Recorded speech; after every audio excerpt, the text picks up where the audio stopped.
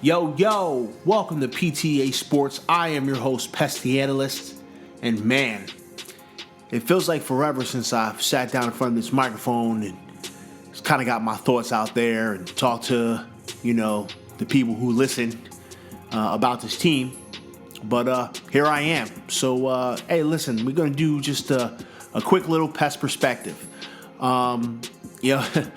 Like I said, man, it's been a minute for me, right? Mostly because being a new homeowner is it's a lot of work, and it's been about a couple of weeks since I've been in this house, and between trying to get things set up and unpacked and getting things moved in the right places and putting rooms together while at the same time working my full-time job because I got to pay the mortgage on this mug because it's pretty damn expensive. It's been crazy. But hey, it is what it is, man. I'm blessed and I'm happy and things are going good in life. Unfortunately, that ain't the case with these New York Football Giants. I will say this, man. It was kind of nice. Just like not even thinking about the Giants for a few days, not really being concerned with how they're going to play, what's going to happen out on the field. It was just nice, and I have to think about those kind of things. Obviously, every day, I'm focused on what's happening with the Giants every day. I'm reading something every day. I'm listening to a podcast every day. I'm watching my fellow content creators here on YouTube, talk about what's going on with this organization. But it was just nice for a weekend to not even worry about that. You know what I'm saying? The wife and I, we went, ran some errands, did some stuff around the house, got some things set up. Sunday, I was just I'm just going to sit down. I'm going to watch football and not have a dog in a fight. I'm just going to be able to just sit here and watch, games unfold. And, I got to be honest, as I watch some of these other teams, I couldn't help but kind of think hey, man, why can't the Giants do some of these things that I'm seeing some of these other teams do? You know what I'm saying? I couldn't get away from just kind of asking those questions, as I watched. Every now and then my mind would wander to the damn Giants, and I'd have to try and let it go. But I mean, I still kind of had these questions, man. Why can't the Giants accomplish some of these things that I'm seeing these other teams do? And I got to be honest, man. It always comes back to coaching for me, right? It always comes back to what are these coaches doing to prepare these guys, for Sunday nights, Sunday afternoons, Tuesdays, Mondays. What are our coaches doing to get these guys ready, man? Because I know that being a coach is difficult, right? So it's not easy to go out there and and get a team to play well, to win games. And I know that it's definitely not easy, when you got a young roster. It's definitely not easy when you got people at positions that are not as experienced. But I mean, it's tons of teams out there that have, high turnover from season to season in terms of bringing in young players, bringing in new players. You know what I'm saying? It's not just the Giants that's dealing with this. So, how are these other teams able to do it? And I got to be honest, man, it's coaching, yo. It's fucking coaching. That's the only thing that I can really look at and say, what's the difference between the Giants and this team?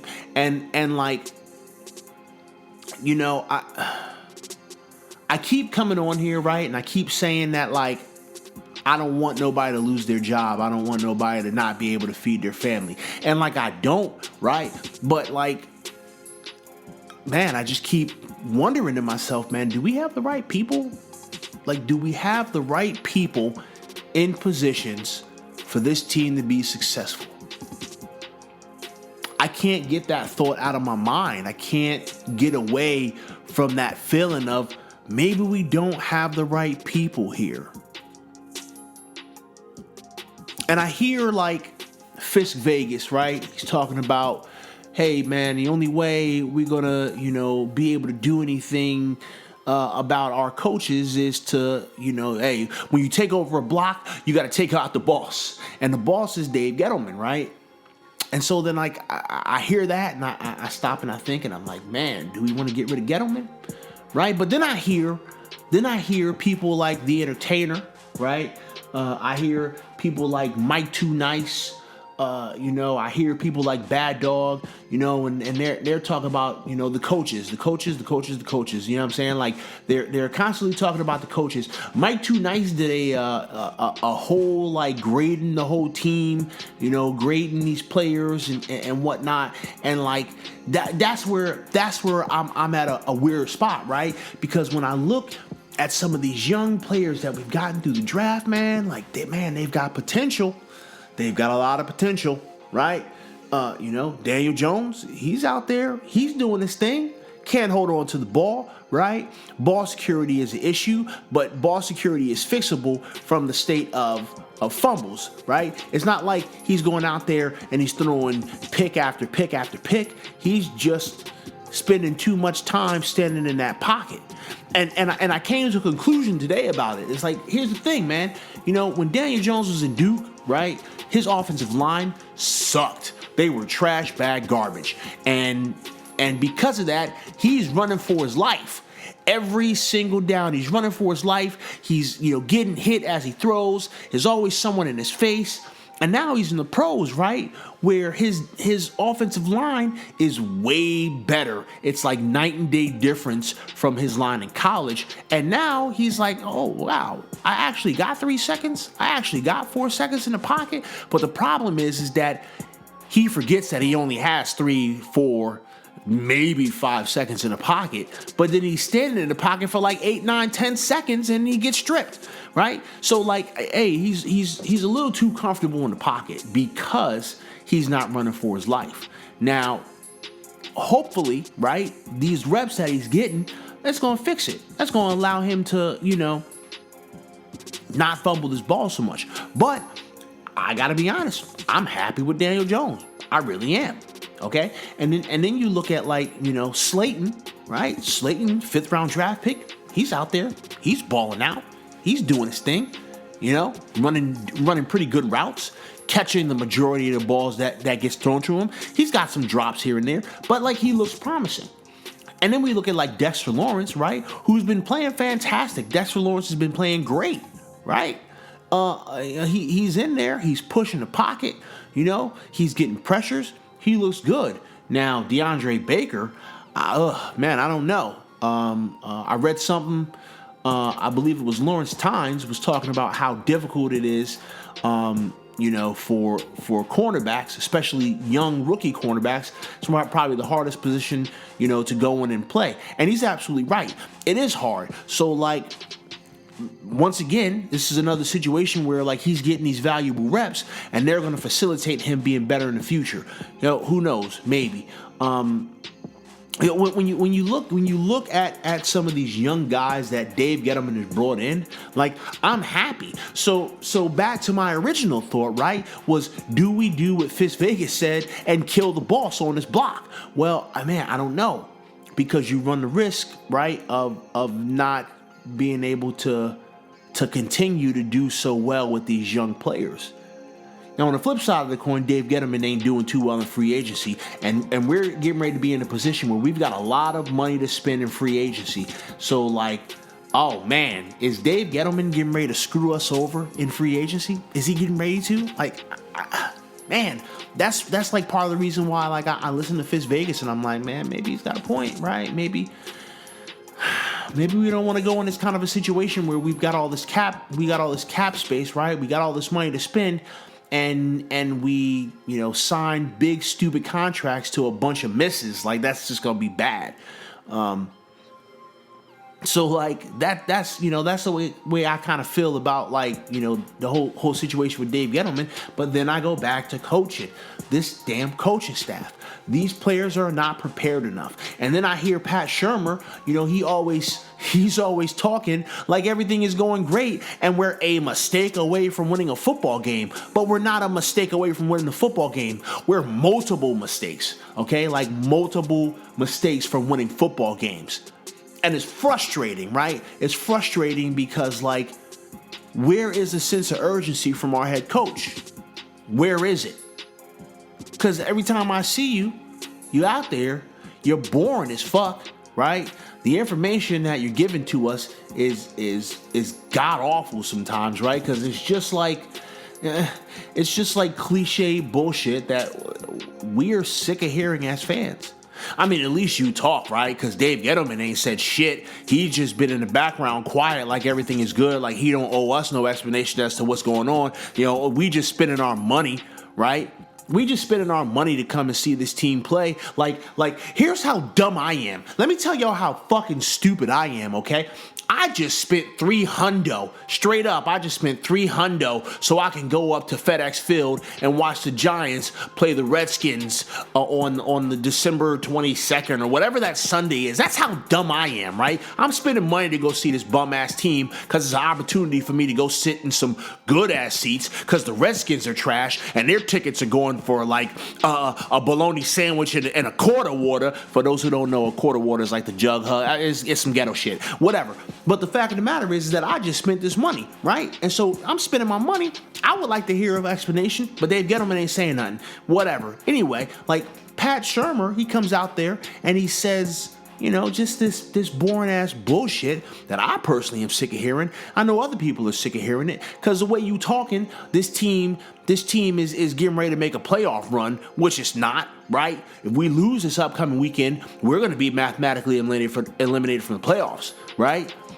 So, like, I'm concerned about, like, the fact that there's no sense of urgency. Now, I'm going to wait, right? I'm going to wait before I jump all the way out the window on the head coach because I want to see what changes are going to be made, you know, come this weekend. You know, and we'll talk about that a little bit more when I do the week in review. But, like what the hell is our head coach doing, man? I don't know, man. I don't see no fight. I don't see no urgency. I don't see no anger, except after he's already lost and the reporters are like, dog, what's up? And then now he's mad, and now you mad. You know what I'm saying? I only see anger when you challenging a pass interference call, knowing that these bum-ass referees and Alberto Riveron ain't gonna change shit. Right? Because they mad, they salty, because we telling them that they fucking suck.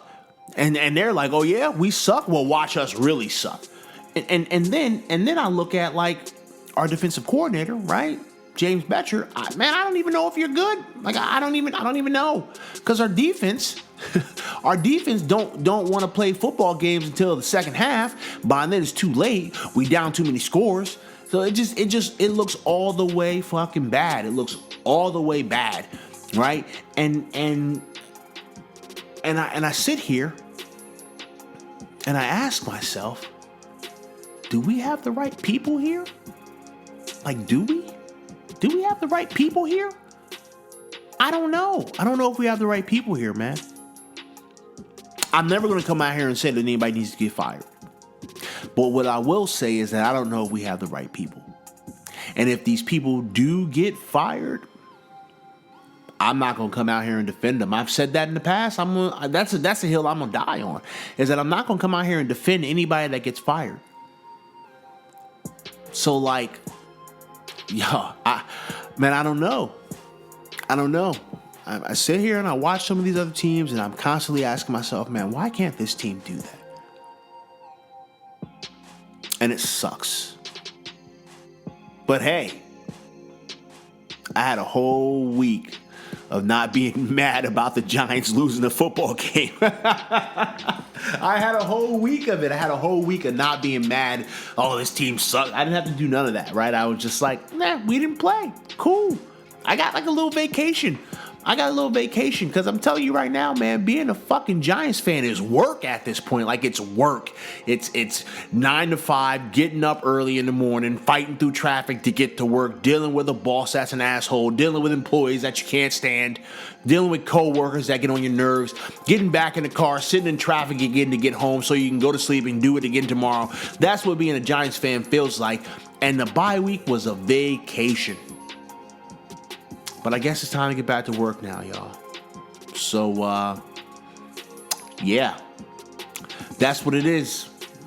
That's kind of how I feel right now. That's Pest perspective. I don't know if we got the right people, man. And we going to find out, man. We going to find out the second half of this season. So, yeah. I'm going to be back in front of this microphone here in a couple of days so I can do the weekend review and give my take on some of the things that happened, because we got quite a bit to talk about. It's going to probably be a long episode. And to give my thoughts on our upcoming game against the Chicago Bears. Ooh, boy. I got some stuff to talk about there. But anyway, I appreciate y'all coming out, listening to me talk for a little bit.